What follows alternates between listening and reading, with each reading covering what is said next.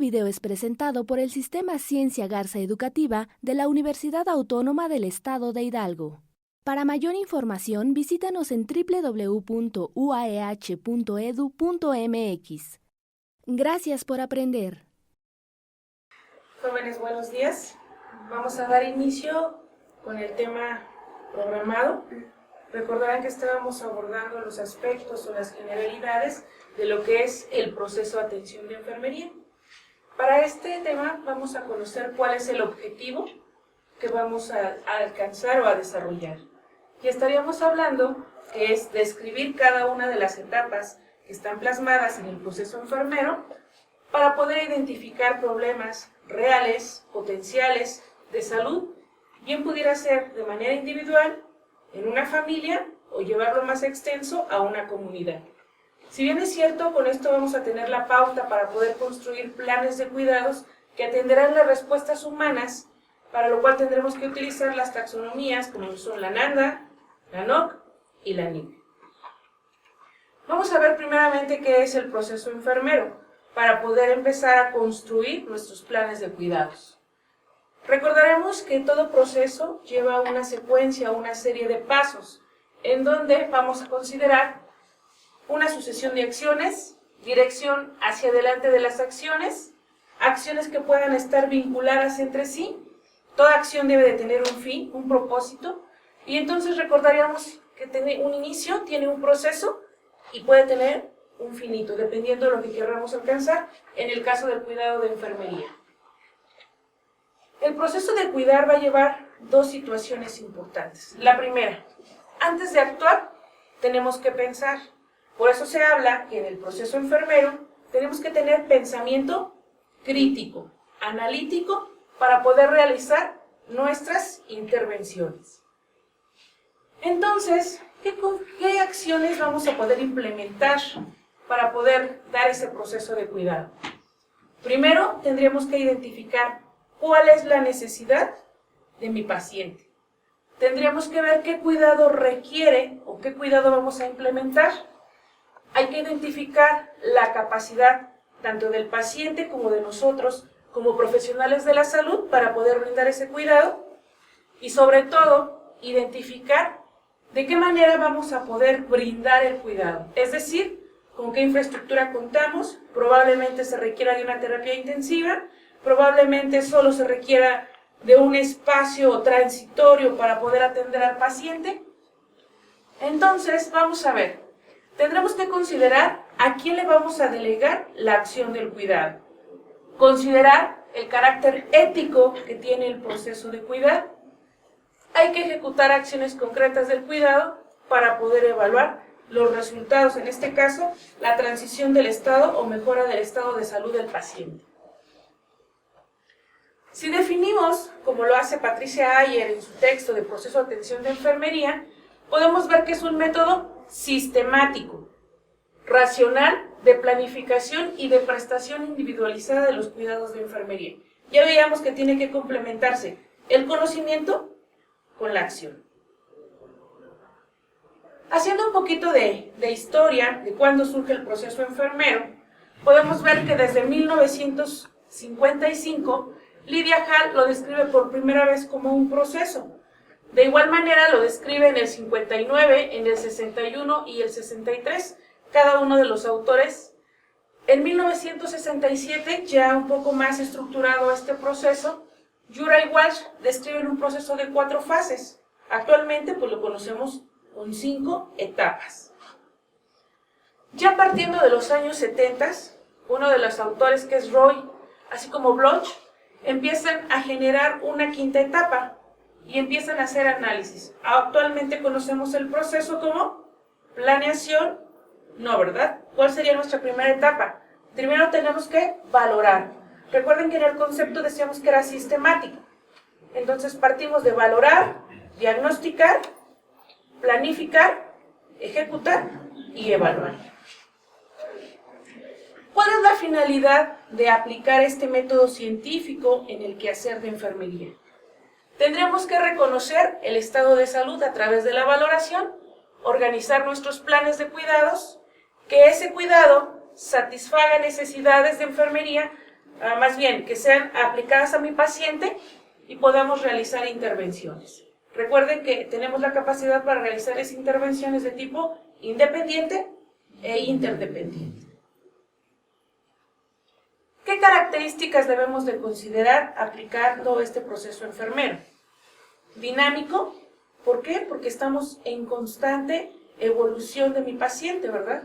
Si hoy tenía una necesidad que ya fue atendida, probablemente el día de mañana haya la necesidad de atender otra presente. Que sea interactivo. ¿Por qué? Porque estamos con el paciente, con el familiar, y debe de haber una comunicación para poder atender las necesidades. No debemos de perder de vista que es humanístico. ¿Por qué? Porque tenemos que considerar que el paciente es un ser vivo que tiene muchas necesidades, pero no solo físicas, también espirituales. Debe de estar centrado en objetivos, es decir, en los resultados. Si hoy mi paciente tiene fiebre, mañana espero o más tarde espero que mi paciente evolucione favorablemente. Que sea flexible, ¿por qué? Va de acuerdo a lo que puede tener el paciente.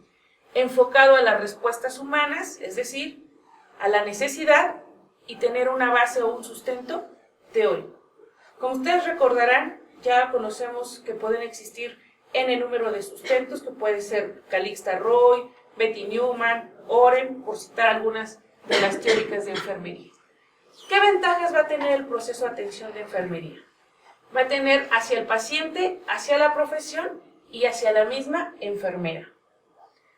Hacia el paciente, pues va a garantizar la calidad del servicio que estamos proporcionando. Hacia la enfermera, pues va a garantizar que en este caso la enfermera pueda alcanzar, valorar y evaluar la actividad que realiza con el paciente. Hacia la profesión, va a delimitar nuestro ejercicio como disciplina y van a estar incorporadas todas y cada una de las normas que van a aplicar a nuestro trabajo. Hacia la enfermera, pues también daría satisfacción laboral, organizaría su trabajo y pues bueno, estaríamos abarcando las 5 etapas del proceso enfermero, que son valoración, diagnóstico, planeación, ejecución y evaluación. Cada una de esas etapas va a tener una importancia. La primera de ellas, pues tengo que valorar para identificar problemática. Diagnóstico, para poder emitir, en este caso con ayuda de la taxonomía de la Nanda, cuál es la necesidad o respuesta humana que tiene mi paciente. La valoración es la parte fundamental o la parte medular que me va a permitir recolectar toda la información del paciente. Importante para ello que podamos utilizar guías de valoración. Si ustedes preguntaran cuál es la guía, digamos que más eficiente o más importante, todas son importantes y podemos hacer valoraciones muy pero muy particulares o bien hacer valoraciones más extensas de acuerdo a lo que el paciente vaya a presentar. Si hablo de la valoración, primera etapa del proceso enfermero, donde entonces yo enfermera, yo enfermero, concentro una base de datos. Para poder valorar, me auxilio de una entrevista, me auxilio del examen físico y me auxilio de la observación. Importante ver que desde que ingresa mi paciente, bien sea al consultorio, a la sala de urgencias, pueda yo tener ese contacto visual con él para identificar alguna de sus necesidades o alguna de sus respuestas humanas. Si bien es cierto, y vemos qué dice Patricia Ayer en su definición, podemos ver que también es un proceso organizado, sistemático, en donde se van a ir recopilando paulatinamente los datos de diversas fuentes, que toda esa información va a concretarse en un diagnóstico de enfermería. Entonces, recolectamos datos, los organizamos, hacemos un registro de ellos. Recordar que la valoración se puede aplicar de manera individual, de manera grupal, familiar, o bien hasta hacer un diagnóstico de comunidad. ¿Cuál es la finalidad de hacer una valoración? Contar con una base de datos. Esa base de datos es la pauta para que puedan hacer todo un plan de cuidados. Si no tenemos una adecuada valoración, definitivamente no podremos diagnosticar y mucho menos pasar a la tercera etapa, ¿no? A una planeación para poder diseñar el cuidado que daríamos al paciente. Cuando obtenemos datos en la valoración, podemos obtener datos que pueden ser objetivos, es decir, que se caracterizan por datos que se pueden medir, que se pueden corroborar. Podemos tener datos subjetivos, que son aquellos que refiere el paciente. Ejemplo, puedo decir que tengo hambre o tengo la sensación de hambre. Sin embargo, esa sensación que refiere el paciente no puede ser categorizada. Es decir, no puede haber mucha, poca, o el hecho de no tener hambre. Es solamente una referencia que hace el paciente. Tenemos datos históricos que pueden contribuir o pueden aportar algo en esta valoración que estamos haciendo del paciente. Ejemplo, si ha tenido transfusiones, si ha tenido fracturas. Y los datos actuales, que serían los acontecimientos o las situaciones a través de las cuales el paciente está acudiendo a una visita o a una atención. ¿De dónde voy a obtener esa información? Voy a tener fuentes de información primaria y fuentes de información secundaria. Fuentes primarias, directamente el paciente. Fuentes secundarias pueden ser estudios de gabinete. Dentro de los estudios de gabinete puedo recurrir a una tomografía, a una radiografía, estudios de laboratorio, llámese química sanguínea, biometría hemática, por citar algunos de los más comunes. Fuentes secundarias que me ayudarían a complementar, podría ser un familiar, podría ser el expediente, incluso la misma bibliografía o los registros previos que pueda tener como antecedentes del paciente. La valoración también lleva una serie de etapas, desde que recolectamos información, organizamos la información, validamos la información y por último la documentamos. Esa parte es la que es importante, pues es la síntesis de toda la valoración que hemos realizado. ¿Cómo voy a recolectar esa información o esos datos? A través de 3 métodos: observación, entrevista y exploración física. La observación es una de las características que a veces hemos olvidado un poco, ¿verdad? Que tenemos que ser más visuales desde que ingresa el paciente para ver sus facies, su coloración, desde la posición que adopta el paciente. Puede llegar en una posición de gatillo o con una posición antiálgica, si estuviera refiriendo a algún dolor abdominal. Más adelante, si lo entrevistamos, podemos entonces obtener información que complemente lo que estamos observando. La entrevista debemos de considerar que podemos, bien sea tomar guías de valoración, sin embargo, ustedes mismos pueden construir su guía de entrevista, para lo cual pues podremos utilizar preguntas abiertas, preguntas cerradas. Preguntas abiertas nos van a dar mucha información que probablemente más adelante se nos conflictúe al tratar de organizarla. Las preguntas cerradas nos van a dar respuesta a hechos concretos, a un sí, a un no o a datos muy específicos. Preguntas sesgadas, guiadas e intencionadas son otra variable de los tipos de preguntas que podemos encauzar al paciente para obtener la información. Lo importante es ver cuál es el objetivo de esa guía o de esa entrevista que estamos aplicando. Hay que considerar en una entrevista 3 aspectos importantes. Cuando vamos a entrevistar a una persona, primero tenemos que generar un clímax de confianza, para lo cual es la parte introductoria. Esa relación terapéutica que debe de haber enfermera o enfermero con el paciente. Posteriormente ya podremos hablar de un cuerpo, es decir, de toda la estructura de la entrevista. Finalmente tendremos que hacer un cierre. ¿Por qué? Porque probablemente hayamos despertado dudas en el paciente y acrecentemos su angustia, su ansiedad por el padecimiento que está presente. Bueno, como decíamos, teníamos la parte de la entrevista, ¿verdad? Que veíamos que estaba estructurada. Pero también vamos a encontrar problemas de la comunicación cuando se esté desarrollando esa entrevista. ¿Qué aspectos debemos de considerar? Cuando empleemos el nombre del paciente, habría que preguntarle cómo le gustaría que le llamara. Probablemente se llame Juan Pedro y solamente le gusta uno solo de sus nombres. Hay que evitar el uso de lenguajes cariñosos. Pedrito, Juanito, hay que hablar al paciente por su nombre, pero sobre todo cómo le gustaría que fuese llamado. no hay que utilizar diminutivos, decíamos, emplear terminología médica. No hacer uso de esta terminología porque el paciente puede omitir información. Si ustedes le preguntan si tiene cefalea, el paciente no, en su contexto, no sabe qué es la cefalea. Tendríamos que referirlo como dolor de cabeza. Si le dicen al paciente que si está diaforético, el paciente no va a saber qué es la diaforesis, ¿verdad?